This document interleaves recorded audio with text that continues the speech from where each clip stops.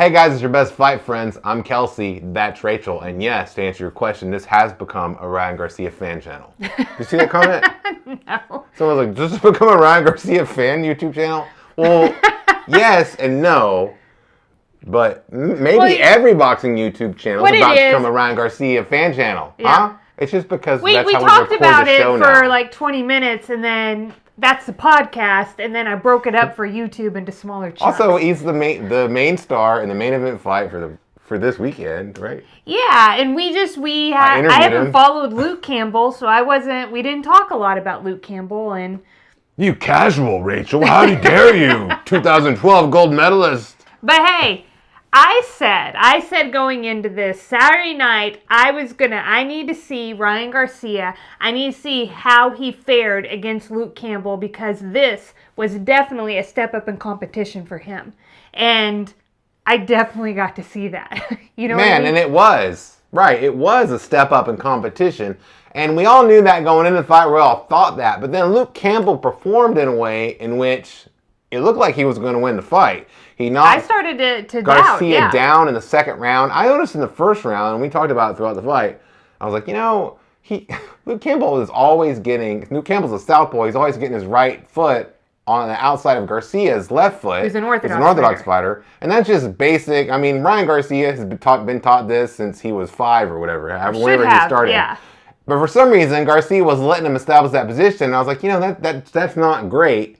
And of course, in the second round, he knocked him down. He looked like he was winning the fight. But Garcia did eventually, even right before about midway through the fight, I started seeing Garcia where he would get his foot on the outside, and then he'd land. Yeah. He'd land a big deal. Some clean shots because he had such better position. It's the lowest hanging fruit. More access to hitting all of Luke Campbell's body. When his lead foot's on the inside, he's losing that whole part of Luke Campbell's body because he can't get position on it. It's really... I don't know. It's an amazing... Anyway, it doesn't seem like it would be a lot, but it is. It is. That's one of the things that I saw tonight, where I was like, you know what? Ryan Garcia, he's still green. Yeah, because it's not that Ryan Garcia doesn't... Of course he knows that. Everybody knows that. Goes to an amateur gym knows that. But when you get in a fight, hard to all the different things that are going on. And of course, to give credit to Luke Campbell, you don't win a gold medal at the freaking Olympics and all the other amateur things that he won, and challenge for a world title twice, and not know what you're doing as a southpaw. He put in a great performance, I thought, and still Ryan Garcia knocked him out in the 7th round, just like Bleacher Report's Lyle Fitzsimmons amazingly predicted, which he was quick to point out to me. Congrats, Lyle, that was great. Also, Lyle noted that this obviously is the fight of the year. I don't know why. I don't know why I think that's funny. Wondering, I was like, why is everybody saying that? I went, because it's January 2nd. It's a dad joke. I was like, yeah, exactly, it is. It's a dad joke, and I was like, that I liked it. I was like, careful not to choke on your aspirations. You know what I mean? Like, it was like that, but I love it. Yeah, here's the other great thing that we saw in this fight. Great in the way that we got to see Ryan Garcia tested in that he was knocked down in the second round. This was great for him. And not at the end of the second round. He got knocked down in the second round, had to make it out of that round and continue in the rest of the fight. And he didn't fall apart. He didn't, it didn't just make him like, oh no, like he didn't lose his sense of like, he was like, I got knocked down, and he continued moving forward. Yeah, and Rachel, before the fight, Rachel went down a little rabbit hole of how many followers as Ryan Garcia had on Instagram versus other mainstream sports stars. And it is interesting. He definitely has a huge fan base that no other 22-year-old in boxing history has had. And so it's really amazing to see what can this guy become. The Zone's Chris Mannix, I talked to him. He also writes for Spill Trosher. I talked to him this week before the fight, and just like he said on the air, he told me he thinks that this guy can be the biggest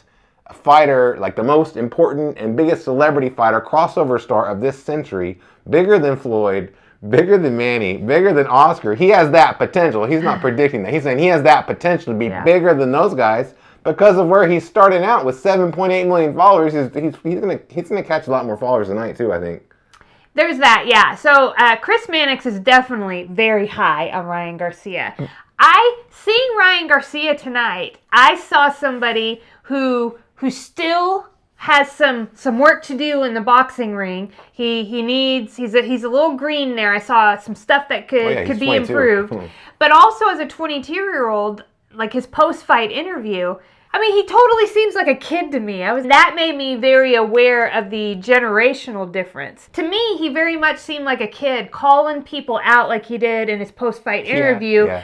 It was. I love it though. I love seeing him be him. Yeah. He kind of, when I talked to him, he said something inspiring to me in that like people are afraid to be themselves, and he's not. Ryan Garcia isn't. He's just. In his post-fight interview, he said that he like very intentionally said to people watching, "Hey, there's going to be people out there telling you who you are, but you're whoever you say you are. So it doesn't matter if it's friends, randos, your parents, like whoever, they're going to tell you who you are, but you're in charge of who you are." And I thought, well, that's very profound for a 22-year-old. Yeah, so, no, he's sharp, and he's got great people around him, his parents and his whole family. He's got Team Canelo around him. He's got Canelo around him, the Reynosos. That's great. He's on his way to some really great things. It was neat seeing him and Canelo in the ring after the fight because they seemed like bosom buddies, they were friends. Legitimately, genuinely so happy. It's like if you did something super great and then you saw your best friend and they'd be like, "Oh, I'm so happy." It was like in Rocky 3 where Apollo and Rocky were like after they got through running and Rocky finally beat Apollo somehow. I don't know if it was exactly like that. Remember? That's so happy. You're throwing me off with the Rocky Apollo thing because these guys haven't fought each other. They didn't have the same history or relationship. So, but by Rocky 3, they're together. I'm just saying the history is. I don't know. I bet they've sparred a little bit. This has evolved greatly. Future. Here's my opinion. I think it's too soon for Ryan Garcia to be fighting the top guys in the weight division. I want to see him because this was a huge test. And you know what? If he hadn't, landed, he landed that body shot where Luke Campbell just could not get up. Can he do that consistently in fights? I don't know. Against other really great fighters. It wouldn't hurt him to take his time. But I want to see him now. I'll tell you my prediction right now. The summer of 2021, Ryan Garcia, we finally see it versus Conor McGregor. All right, Kelsey. I'm always going to do that. It's always going to be Conor.